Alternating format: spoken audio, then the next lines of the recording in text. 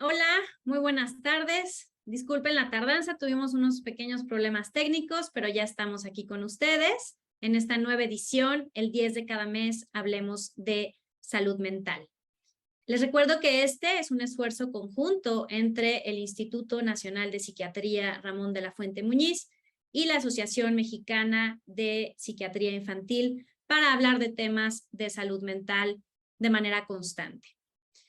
Yo soy Sol Durán, soy co-coordinadora del proyecto y les quiero contar que este inició por el interés de no solo hablar de salud mental 2 días al año. Recordemos que el 10 de septiembre es el Día Mundial para la Prevención del Suicidio y el día de hoy, 10 de octubre, es el Día Mundial de la Salud Mental.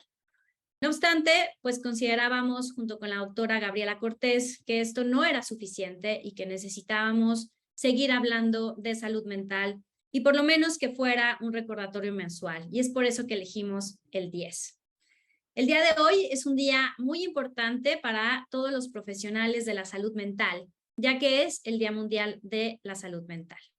Y con muchísimo gusto les quiero presentar a la doctora Hilda Patricia Cervera Silva, que me acompaña el día de hoy. Ella es psiquiatra egresada del Instituto Nacional de Neurología y Neurocirugía. Realizó la subespecialidad en psiquiatría infantil y de la adolescencia en el Instituto Nacional de Pediatría. Tiene una maestría en ciencias médicas, un máster en terapia breve estratégica. Fue coordinadora de la sección académica de psiquiatría de la Asociación Mexicana de Psiquiatría y actualmente es adscrita al Hospital Infantil de México. Doctora, bienvenida y muchísimas gracias por estar acompañándonos el día de hoy en esta transmisión. Hola, buen día. Gracias, Sol. Es un placer, gracias a la doctora Cortés. Es un placer estar con ustedes y poder hablar de esto.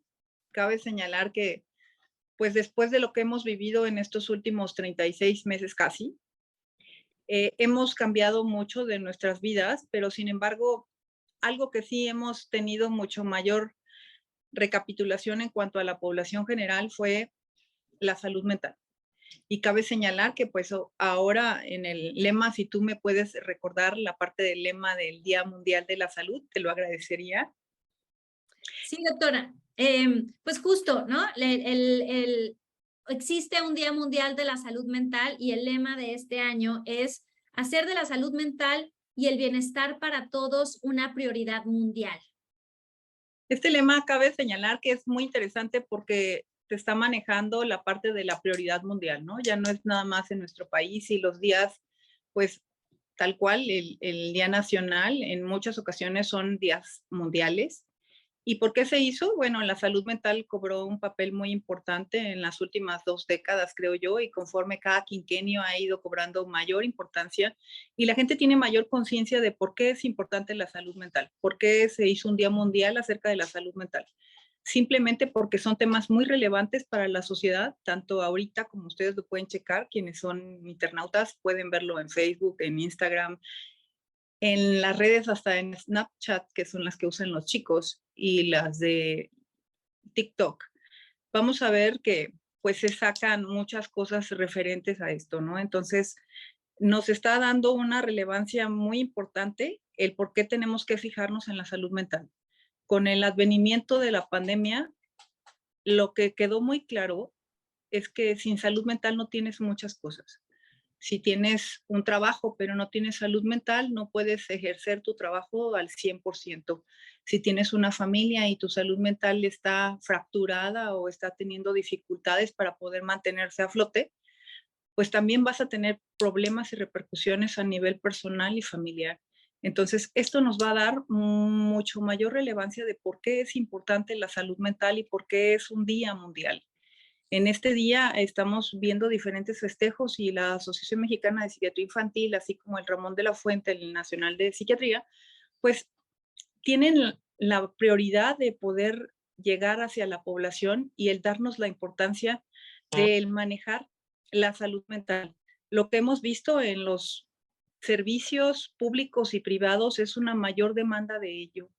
Tenemos un mayor frecuencia de solicitud de citas, y nuestros mismos colegas nos mandan pacientes, ¿no? Entonces, ¿por qué? Porque están a la hora de entrevistar a un paciente que llega, en este caso, a un hospital pediátrico de alta especialidad y que llega porque tiene una úlcera gástrica o tiene colitis con estreñimiento crónico importante, pues en muchas ocasiones cuando hacen una entrevista, pues deciden que es importante mandarlo para ver la dinámica, para ver qué es lo que está pasando con esa persona.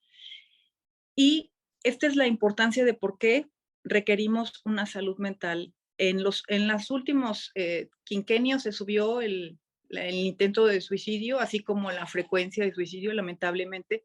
Y en las poblaciones que se ve más afectada es en las poblaciones que son jóvenes y que están productivos. Entonces, esto nos da un foco de alarma muy importante para que nosotros lo tengamos en cuenta, así como la parte del desarrollo del término de angustia, ¿no? Ahora todo el mundo lo domina y nos dicen los niños de 10 años que estoy muy angustiado, entonces esto ya es parte de, y nosotros tenemos que hacer cosas epidemiológicas para poder ayudarlos, sobre todo el informar a la población de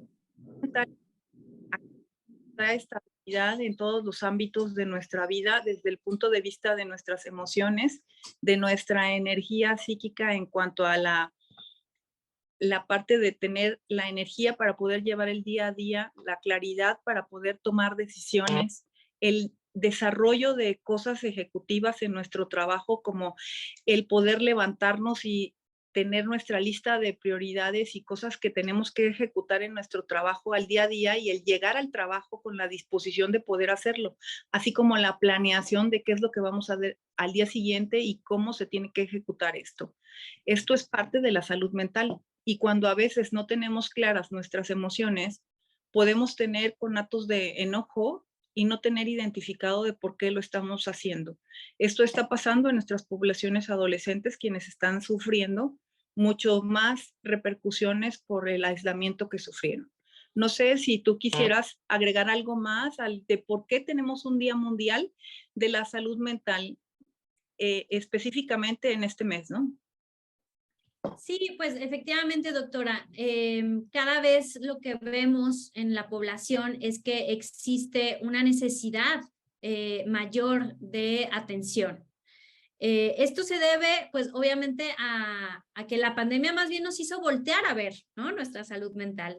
Y el hecho de que exista este día, pues es, insisto, para recordarnos que tenemos que normalizar la conversación en salud mental. Es decir, existen todavía muchas barreras para que las personas lleguen con nosotros, ¿sí? Es decir, cuando los médicos de otras especialidades, ¿no?, les dicen hay que ir al psiquiatra, lo primero es resistencia, ¿no? O sea, no, no estoy loco, no quiero ir, no quiero fármacos, me van a drogar, ¿no? Entonces, el Día Mundial de la Salud Mental, pues justo es eso, empezar a normalizar que tener depresión, tener ansiedad, tener cualquier otro diagnóstico en temas de salud mental es tan válido como tener diabetes, como tener cáncer, como tener hipertensión. Y creo que el lema, ¿no?, lo que quiere transmitir en este año es que necesitamos hacer, ¿sí?, que esta salud mental y este bienestar se dé, ¿sí?, se brinde en todos los grupos etarios, ¿sí? También es muy importante mencionar que tenemos que voltear a ver a la infancia, ¿sí?, como uno de las etapas más importantes para la gestión, ¿no?, que se gestan ahí muchos de los trastornos mentales, y que es un muy buen momento para hacer una detección oportuna que va a repercutir a lo largo de la vida de cada una de las personas. Y en este sentido, doctora, le quiero preguntar, a ver si nos puede aclarar, porque bueno, el público que nos ve generalmente es público en general que quiere saber temas de salud mental. Entonces, explicar un poco acerca de si existen problemas de salud mental en la infancia y cómo los podríamos detectar. No, algo muy importante es que como buenos seres humanos tenemos un desarrollo y es indispensable el tener un desarrollo con las mejores características posibles dentro de la situación personal de cada quien. ¿Esto qué quiere decir? Pues que no está exonerado el que tiene todas las posibilidades, como una familia estructurada, como el tener posibilidades económicas, el estar bien con su familia, de no padecer una enfermedad, ¿no?, de tipo mental. Y así como tampoco tiene mucho mayor, lo va a padecer toda la gente que tiene situaciones vulnerables.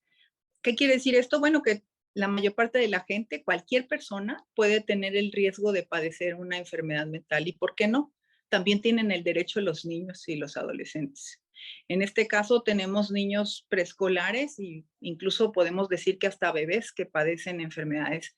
En este caso no vamos a medicarlos, pero sí lo que vamos a hacer es dar diferentes instancia sea la cuidadora, en este caso si es la madre o si es el padre o dependiendo de la circunstancia de esos bebés, va a ser la posibilidad. ¿Y qué va a pasar? Bueno, ¿cómo podemos detectarlo? Podemos detectar en los bebés que se mueven poco, que no tienen, en bebés que no tienen antecedentes de riesgo al momento del nacimiento o al momento del desarrollo en la primer año, pues pueden tener poca movilidad, pueden tener poca curiosidad hacia su medio y entonces lo que nosotros hacemos es dar indicaciones hacia los cuidadores para que estimulen a estos bebés. Cuando pasamos de la etapa de la lactancia y vamos al preescolar, también vamos a tener alteraciones y tenemos lo que mucha gente domina y que es la ansiedad de separación, pero a veces la ansiedad de separación se da de una forma complicada y hace que los niños tengan pues un retroceso en su desarrollo psicomotriz y en el desarrollo emocional y los niños que podían tener ya el control de esfínteres adecuado pueden tener un retroceso y esto es una de las situaciones de por qué la ansiedad de separación está siendo un problema. La otra puede ser también el que pues comienzan a vomitar, comienzan a tener náuseas, dolores de estómago, dolores de cabeza, a tener situaciones físicas, las cuales comienzan a quejarse y son clientes frecuentes de la enfermería de la escuela. Entonces esto los hace pues que las personas que trabajan en esos centros pues volteen a ver a ese chiquito y vean que algo le está pasando y lo que le está pasando es diferente a una dolor de estómago característico como pudiera ser una gastritis o una úlcera, ¿no? Entonces, este tipo de padecimientos también nosotros tenemos que verlos para poder apoyar, para disminuir la sintomatología que están teniendo.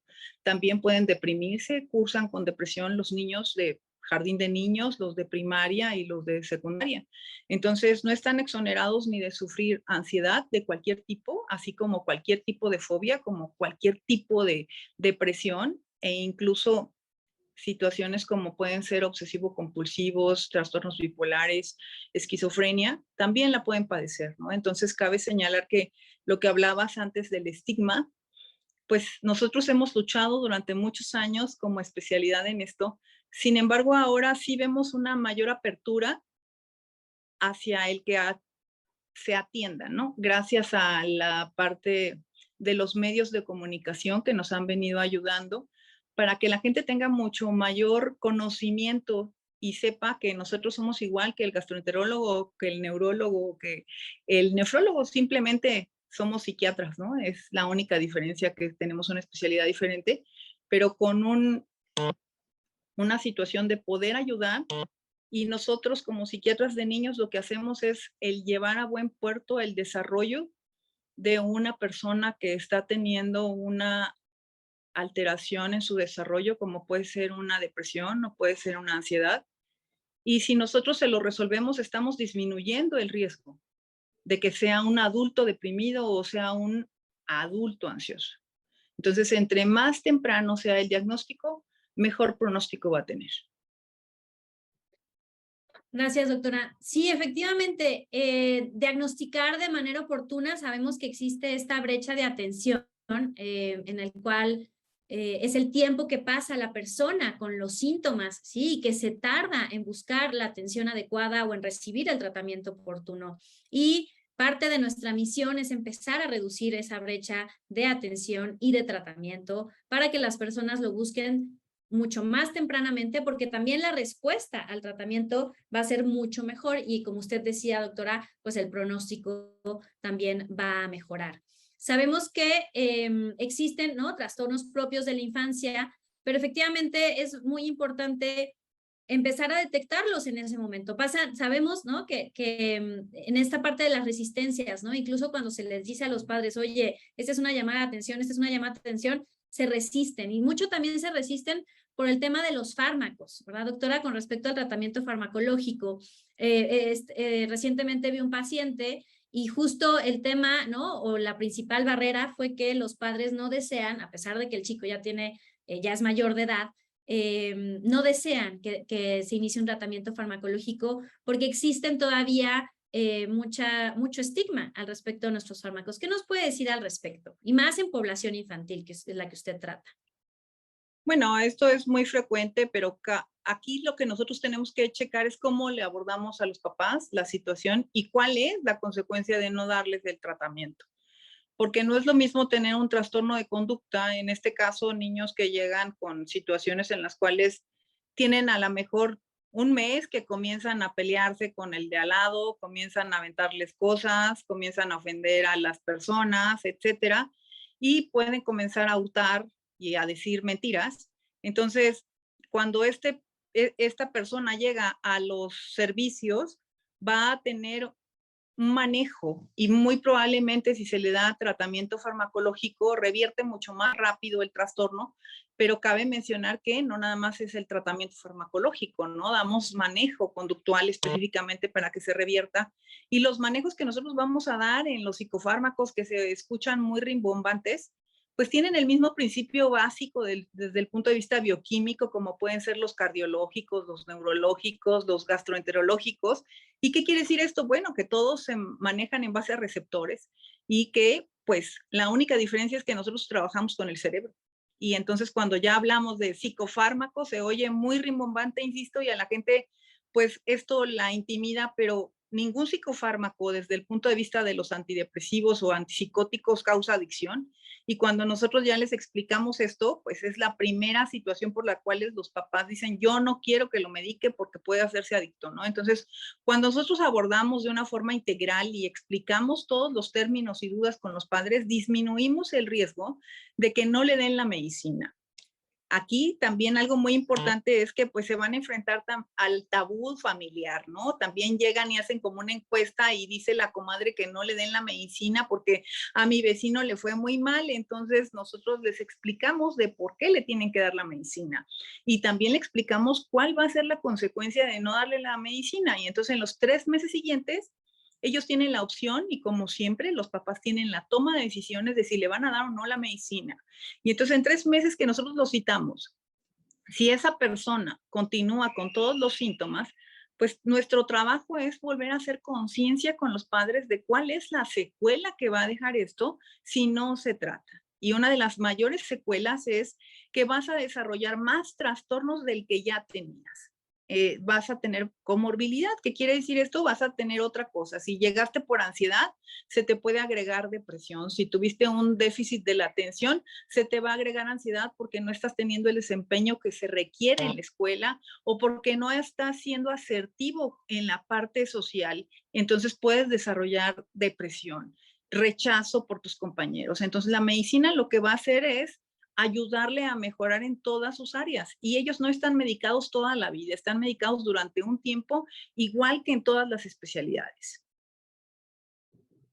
Así es, doctora, vivimos con esta parte que hace, ¿no? Que, insisto, las personas todavía tengan muchísima resistencia a la atención y parte de nuestro trabajo como profesionales de la salud mental es brindar algo que nosotros llamamos psicoeducación, que justo es, ¿no? Brindarle información al paciente y a sus familiares acerca del trastorno, las implicaciones del mismo, el pronóstico, ¿sí? E implementar tratamientos que van a ir desde lo no farmacológico hasta lo farmacológico, ¿no? Y entendiendo cada una de estas barreras. Y pues hablando del tema de psicoeducación, pues también es importante mencionar que en etapas tempranas, en etapas escolares, pues la escuela juega un papel muy importante en la estructura y en la vida de las niñas, niños y adolescentes, y que pues los maestros pueden ser grandes aliados para nosotros profesionales de la salud mental para hacer diagnósticos oportunos. ¿Tiene alguna reflexión al respecto? Bueno, hemos aprendido que los maestros eran nuestro primer filtro, así como el médico de primer contacto, que es quien recomienda a los padres que lo atiendan. El maestro es quien sufre la repercusión de que el niño no lleve sus trabajos, de que el niño se le olviden las tareas, y los padres son los que están sufriendo también el hecho de que cuando los mandan llamar, pues no están cumpliendo con lo que tienen que cumplir los adolescentes. En este caso, los niños son enviados en muchas ocasiones por las escuelas y recomiendan a los padres el que se les atienda de forma oportuna para que ellos tengan un mejor desempeño escolar, porque los maestros están observando pues situaciones que no están siendo las más gratas para ese niño y los está llevando a tener un bajo rendimiento escolar, ¿no? Entonces, ellas o ellos de los maestros están pues detectando un bajo rendimiento escolar y puede ser secundario a que se le olvidan las cosas de lo que tiene que entregar o a que no está teniendo una atención adecuada y puede ser por un déficit de la atención, por ansiedad o por depresión. Y en muchos de los casos, los maestros simplemente mandan una hoja en la cual requieren el apoyo de una valoración. Entonces, los papás a veces nos llegan y nos dicen, es que dicen que necesitan. Entonces, cuando nosotros ya examinamos los ambientes, un ambiente es el ambiente escolar, como lo refiere Sol, que es muy importante en la vida de un pequeño, ya sea niño o adolescente y adulto joven. ¿Por qué? Porque ocupa más de una tercera parte de su vida y está teniendo la parte escolar y está teniendo la parte social. Entonces, ellos tienen un desempeño y a veces vemos chavitos que están totalmente aislados y los maestros dicen algo le está pasando porque no es su comportamiento normal, no es el que conocí yo hace 6 meses, que regresamos a presencial y ahorita en este nuevo ciclo pues está como muy aislado. Entonces nos mandan una carta o le sugieren de forma muy amigable a los padres para que los lleven a atención y esto nos ha disminuido mucho lo que mencionabas que era la brecha entre que llegue el paciente. Entonces, nos ayuda para que disminuyan las secuelas en el desarrollo de estos niños. Es bastante adecuado la atención oportuna de estos trastornos para disminuir las secuelas, insisto. Y entonces, en la línea de lo que dice doctora, pues es fundamental involucrar a las escuelas para que brinden, para que estén alertas, ¿sí? De cómo están sus alumnos y de las necesidades de los mismos y que se puedan acercar con los padres para que se brinde la atención de manera oportuna. Entonces, efectivamente, se tiene que trabajar en salud mental cuando queremos hacer algo que realmente logre trascender. La salud mental va a tener que permear en las diferentes áreas, como es, en este caso, la educación, también la parte recreativa, ¿sí? Es decir, tener lugares seguros para la recreación en nuestro país. Entonces, pues bueno, es fundamental involucrarlos y que ellos empiecen, ¿no?, a tomar un rol y un papel mucho más activo en la detección, ¿sí? También la realidad, doctora, pues es que no habemos ni psiquiatras y mucho menos pseudopsiquiatras suficientes para atender las necesidades de salud mental de nuestro país. ¿Qué opina al respecto? Pues es totalmente cierto, ¿no? Ahorita que nos estamos enfrentando en la medicina y estamos en la parte de los exámenes para especialidad y demás, vemos a los aspirantes a nuevas especialidades, pues el ser médico equivale a tener una vocación específica y una situación de atención hacia el paciente y de compromiso hacia nuestros pacientes. Y específicamente el psiquiatra también tiene una parte altruista porque se preocupa mucho por sus pacientes para brindarles la mejor atención y el mejor cuidado dentro de su evolución. Entonces, así como se le brinda psicoeducación para que sepan, entre más conozcan de qué es lo que tienen y qué es lo que padecen, van a poder abordarlo mucho mejor y sentirse más seguros con lo que está sucediendo. Tenemos un déficit muy importante a nivel de psiquiatría en México y sí, como refieres, es mayor en psiquiatras de niños y adolescentes porque hay mucho menos, ¿no? Entonces, dentro de las subespecialidades que son para niños y adolescentes, hay mucho menos psiquiatras de niños y adolescentes y estamos mal distribuidos en la República, aunque ahora felizmente diría que ya casi todos los estados cuentan con psiquiatras de niños. Eso es nos pone muy contentos porque ya no es como hace 10 años. Ahora en el 2022 tenemos en todos los estados de la República por lo menos 1 a 3 psiquiatras de niños. Hay estados en que cuentan ya con hasta 10 psiquiatras de niños, en donde en la década anterior no había ni uno, ¿no? Entonces, esto es muy bueno para poder tener la atención que requieren estos niños y adolescentes desde el punto de vista de la salud mental. Aunque todavía seguimos en déficit muy importante de acuerdo a la OMS. Somos deficitarios en psiquiatras de niños y en psiquiatras de adultos.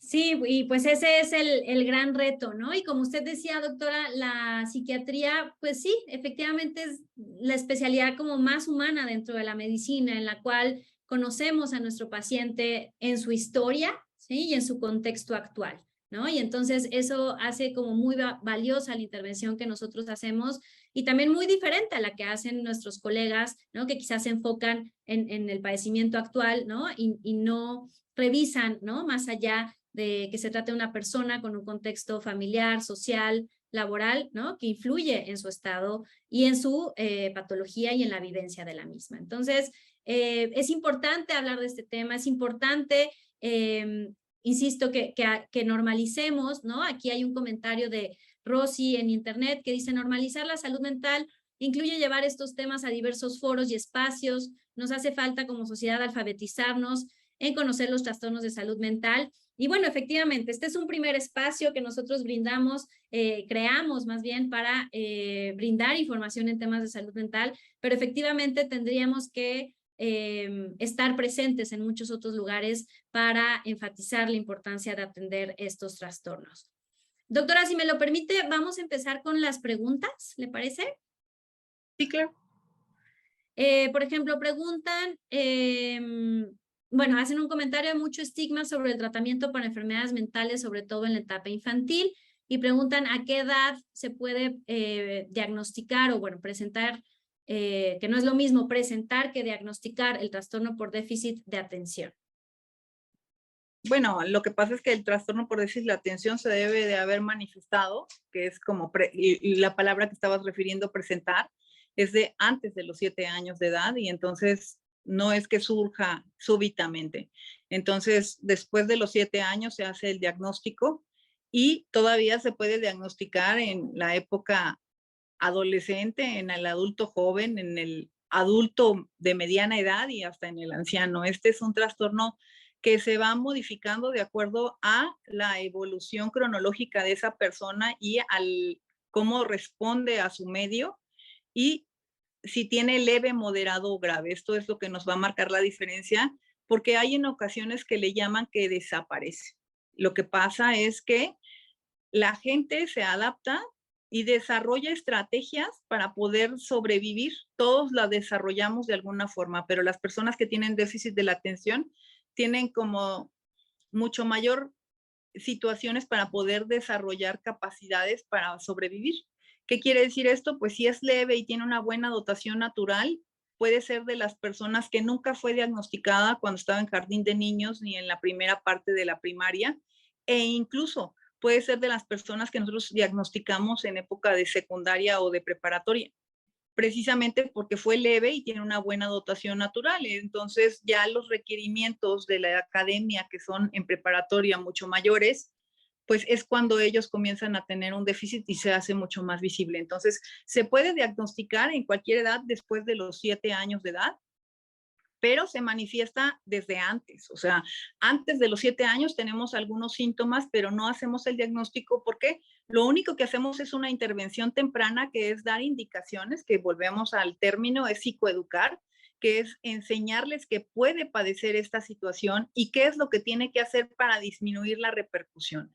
¿Qué quiere decir esto? Que está preparada esa mamá, ese papá, esa familia para poder dar un manejo adecuado a ese chiquito o niña o niño, y esto va a disminuir la repercusión. ¿Y qué quiere decir esto? Bueno, que va a abordarse de una forma mucho más amigable, mucho más consciente, con un conocimiento adecuado, y entonces se va a disminuir la molestia que puede causar el que olvide la lonchera o el que olvida el suéter, y entonces ya van a estar preparados y ya saben a qué le tiran. Entonces eso disminuye la ansiedad en los padres y mejora el manejo en ellos. Entonces, el diagnóstico se hace después de los 7 años, pero sin embargo tenemos los síntomas desde antes de los 7 años. Claro, y como bien dice, doctora, pues finalmente el trastorno por déficit de atención e hiperactividad es un trastorno dentro de los trastornos del neurodesarrollo, ¿sí? Entonces, empieza en la infancia, pero sigue, es decir, a los 18 años no desaparece, ¿no? Entonces, obviamente, hay adultos que quizá nunca han recibido el diagnóstico de trastorno por déficit de atención y que se brinda o se lleva a cabo a esas edades. Entonces, se presenta a lo largo de la vida, ¿no? E insistimos por eso en la importancia de atender la salud mental desde las edades tempranas, porque va a cambiar el curso, va a cambiar el pronóstico de esa persona. Nos comentan aquí que es importante recordar el abordaje en el tratamiento psicológico y psiquiátrico, y me quiero adelantar a su respuesta, doctora, pero efectivamente nosotros como profesionales de la salud colaboramos de manera, los psiquiatras colaboramos de manera cercana con las personas del área de psicología, porque sabemos que el tratamiento de los trastornos mentales no solo es el fármaco, ¿sí? Sino que se tiene que llevar a cabo, además de psicoeducación, muy probablemente acompañarse de un proceso de psicoterapia que deberá de estar dirigido ese proceso de psicoterapia a las necesidades de cada uno de los pacientes, ¿verdad, doctora? Bueno, aquí tenemos como en todo, ¿no? Tenemos un gran abanico y nosotros como psiquiatras y sobre todo como psiquiatras de niños y adolescentes, estamos educados para trabajar en conjunto con otros especialistas de la salud mental y otros especialistas de la medicina. Es indispensable, nosotros contamos con un equipo en la pública como en la privada, en la consulta pública como en la consulta privada, tanto con psicólogos de diferentes especialidades para poder mandar a nuestros pacientes de acuerdo a las necesidades de cada paciente, lo que requieran, como estabas mencionando, ¿no? Hay quien va a requerir un manejo cognitivo-conductual, hay quien va a requerir un manejo narrativo, hay quien va a requerir un manejo de las últimas terapias que son cortas, que es como la narrativa que les estaba mencionando, así como alguien puede requerir un tratamiento psicoterapéutico de largo plazo, que es de autoconocimiento, como es la parte psicoanalítica psicoterapéutica, o un manejo familiar. ¿Y esto qué quiere decir? Bueno, que nosotros lo vamos a abordar de forma integral, vamos a dar tratamiento farmacológico, vamos a estar checando con los otros especialistas para tener la mejor respuesta para nuestro paciente. ¿Qué quiere decir esto? Pues que tenga la mejor evolución y que se disminuyan las secuelas, como puede ser el tener un adulto deprimido o tener un adulto con ansiedad que sea incapacitante. Entonces, si nosotros hacemos un buen abordaje, tenemos un tratamiento de corto plazo. No va a necesitar estar tratado toda su vida, ¿no? Sino al contrario. Y entre más sensibilizado esté el paciente como la familia, se disminuye la parte en la cual se tengan secuelas y se aumenta la adherencia al tratamiento, tanto farmacológico como psicoterapéutico. Efectivamente, doctora, no podemos trabajar solos. Siempre tenemos que hacerlo en equipo y pensar que es así como nuestro paciente va a poder salir adelante. Entonces, siempre el tratamiento idealmente va a ser combinado. Hacen algunos comentarios acerca de la atención, ¿no? Por ejemplo, en algunas instituciones públicas, ¿no? De que todavía existe mucha resistencia a trabajar en equipo, ¿no? Que también las resistencias pueden ser de las dos partes, tanto de los psiquiatras para trabajar con los psicólogos como de los psicólogos para trabajar con los psiquiatras, pero insisto, hay que entender que no podemos hacer las cosas solos y que solo será de manera conjunta que podamos trabajar. Menciona también una persona que recibió un niño con 3 diagnósticos diferentes, neurológico del habla, trastorno por déficit de atención y retraso mental, todos por 3 profesionales diferentes. Tristemente, la atención pública es asistir cada 3 o 6 meses. ¿Cómo regular estos criterios diagnósticos? Entendemos las limitaciones que hay en el servicio de atención pública, pero bueno, sí quiero invitar y ver, poner quizá al psiquiatra, ¿no? Como en una posición en la cual podría integrar a los demás equipos dentro de la atención a la salud en general de cualquier paciente. Doctora, yo le comparto que soy psiquiatra de enlace y justo lo que hacemos es trabajar con médicos de otras especialidades, comunicarnos con ellos efectivamente para tener un tratamiento integral de cada uno de nuestros pacientes. Entonces, quizá esa podría también ser un nuevo rol que podríamos adoptar. Bueno, creo que lo hemos adoptado desde hace mucho tiempo, los que trabajamos en un hospital y los que nos entrenamos como enlacistas desde la primera gestación. Entonces, da la casualidad de que es el trabajo de nosotros como psiquiatras el servir de puente, de enlace con otras especialidades, así como con otros trabajadores de la salud mental. Esto es tanto los psicólogos de diferentes especialidades, de diferentes manejos, así como los terapeutas y del lenguaje, por ejemplo, o de estimulación, y los de rehabilitación. Normalmente tenemos un equipo que se conforma con este tipo de especialistas y tenemos que estar en comunicación constante en beneficio de nuestro paciente para llevarlo a un buen puerto, que sería el tener un adulto lo más adaptado posible a la sociedad y siendo funcional, pero sobre todo diría yo que feliz como con la persona que es y con lo que quiere ser.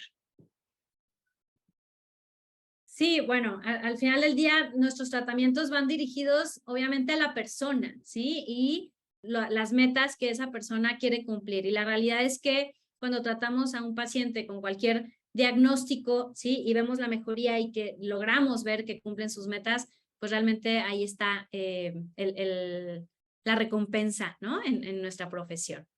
Hay varias preguntas, sí, que quizá van a ser difíciles de contestar con respecto a, por ejemplo, dice, ¿qué intervenciones pudieran hacerse en pacientes donde las determinantes sociales impiden mucho, muchas veces al acercar un tratamiento multidisciplinario? Y otra persona que menciona que no sabe a dónde llevar a su hijo a atenderse.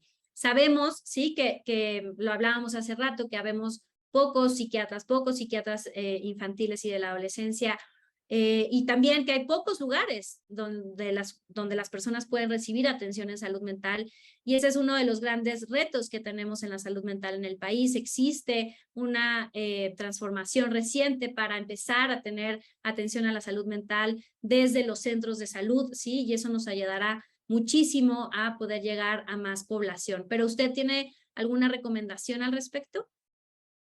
Bueno, tenemos, digo, yo creo que las ciudades grandes son las más afortunadas en cuanto a diferentes atenciones.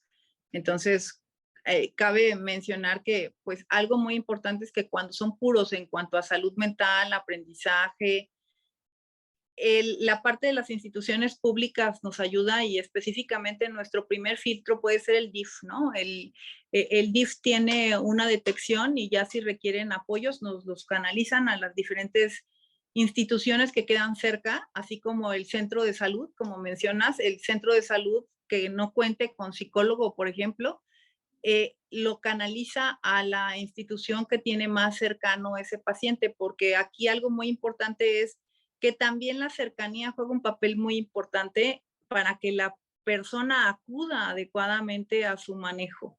Porque si va a hacer un traslado de 3 horas de ida y 3 horas de regreso, primero es un sacrificio muy grande para el paciente, que es un menor de edad y que pues se está transportando 6 horas de su vida, así como para ese adulto, ¿no?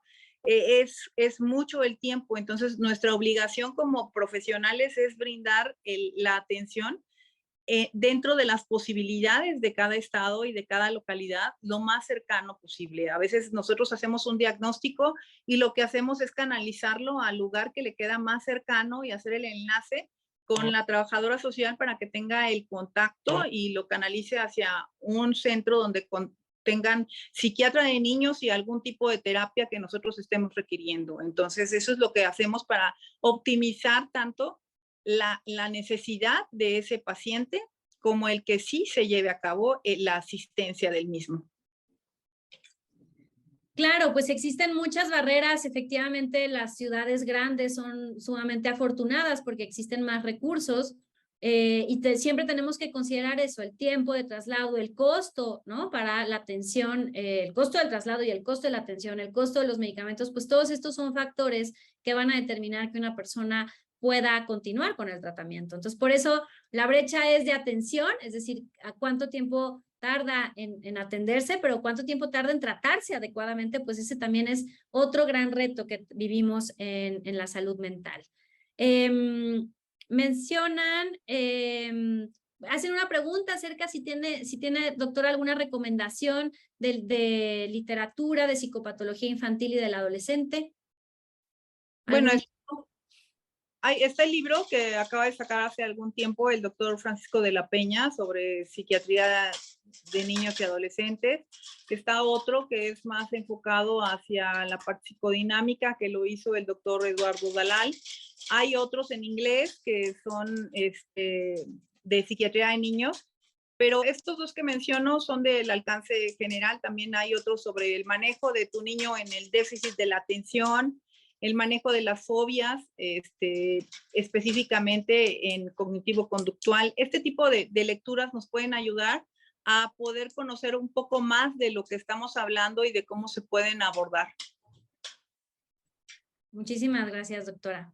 Bueno, pues estamos sobre tiempo. Quiero agradecer su participación en este 10 de cada mes, Hablemos de Salud Mental, y quiero hacerles a todos una enérgica invitación para participar en la primera carrera por el bienestar y la salud mental. Hemos estado hablando acerca de la importancia de normalizar estos temas, y una de las maneras que estamos intentando llevar a cabo es que la gente hable más, ¿sí? Y que participe en esta carrera. Entonces, la cita es el domingo, ¿sí? El domingo 16 de octubre, aquí en la Ciudad de México, a las 8 de la mañana, en la puerta 6 del Foro Sol, y parte de lo recaudado será donado al voluntariado del Instituto Nacional de Psiquiatría para apoyar a pacientes de esta institución en su tratamiento. Entonces, esperamos contar con su presencia ese día, y nuevamente, doctora, muchas gracias. No sé si tenga un mensaje final.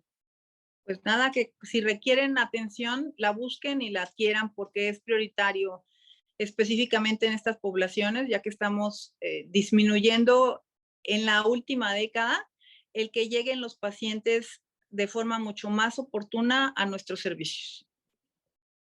Muchísimas gracias, doctora, y nos vemos el próximo 10 de noviembre con otro excelente tema. Que estén muy bien.